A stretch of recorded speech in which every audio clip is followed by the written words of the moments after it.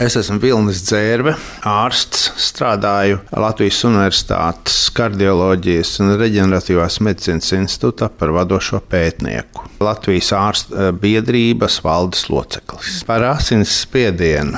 Ja tā ir slimība, ja mēs esam viņu klasificējuši kā slimību, tad cilvēkam ir diagnoze, šis paaugstinātais asinsspiediens, agrāk teica esenciālā hipertenzija. Tad paaugstināts asinsspiediens svešu vārdā būtu hipertenzija. Tad pirmais noteikums un patiesībā arī vienīgais tāds, kurš būtu jāievēro visu mūžu, ir tas, ka nozīmētās zāles ir jālieto visu mūžu, atlikušo mūžu visu laiku. Tā ir vislielākā kļūda, ka, ja ārsts nozīmē asinsspiediena zāles pret paaugstinātu asinsspiedienu, cilvēkam paliek labāk, 2-3 nedēļu laikā paliek labāk, galva vairs nereipst, acīs vairs nemirguļo, un galva arī nesāp, un viss tā kā būtu labi, un zāles tiek pārtrauktas. Un pēc kāda laika šis asinsspiediens atkal uzlien augšā, tad atjaunojas iepriekšējais stāvoklis, un atkal cilvēks iet pie